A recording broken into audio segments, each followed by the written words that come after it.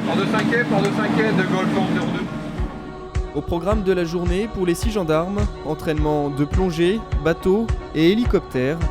Tous sont déjà passés par des brigades de gendarmerie terrestre.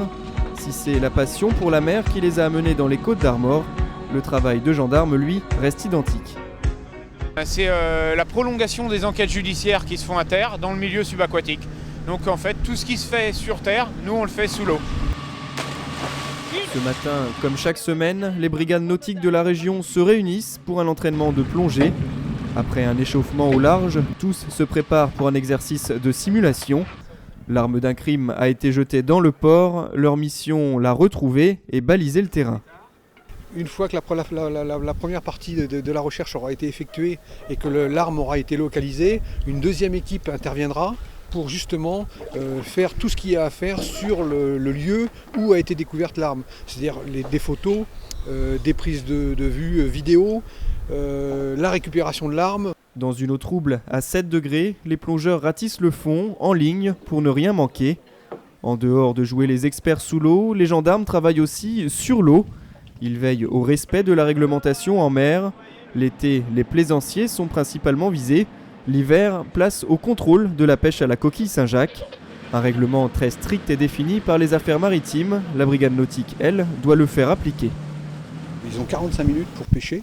Pendant cette période de 3/4 d'heure, ils ont droit de pêcher la coquille Saint-Jacques. Nous, notre but, c'est de faire en sorte qu'ils ne pêchent pas avant et qu'ils ne pêchent pas après. Mais les flagrants délits sont rares, les pêcheurs savent qu'ils s'exposent à des peines allant de quelques centaines d'euros d'amende à plusieurs mois d'interdiction de pêche. Et pour éviter tout litige, il existe une parade, la radio. Tous les pêcheurs sont branchés sur la même fréquence. Dans le temps, c'était l'oiseau blanc parce que le bateau était blanc avant. L'oiseau blanc arrive, attention, maintenant c'est la super vedette. Voilà, donc, voilà pourquoi aujourd'hui, dès qu'ils nous aperçoivent, le premier donne l'alerte aux autres, comme quoi on est dans le coin, quoi. Pourtant, la super vedette est bien plus rapide que les pêcheurs. Toutes les brigades nautiques de gendarmerie françaises en sont progressivement équipées. Mais à Lézardrieux, on n'est pas peu fiers d'avoir été les premiers à l'essayer. C'est un bâtiment qui est composé de 2 moteurs de 320 chevaux chacun, propulsés par des hydrojets, avec tout le matériel de navigation adéquat pour naviguer aussi bien le jour comme de nuit. Ce bâtiment est très rapide, 33 nœuds. Une vedette atteignant les 60 km/h, utile pour attraper les pêcheurs, mais aussi pour se rendre au plus vite dans les différents ports de la baie de Saint-Brieuc. Car le contrôle de la pêche se poursuit sur le quai. Les chalutiers font la queue pour décharger leurs marchandises. Le poids et la quantité des coquilles récoltées sont contrôlés. La baie de Saint-Brieuc est la plus prolifique de France en coquilles Saint-Jacques. Et c'est pour préserver les ressources qu'autant de règles sont appliquées.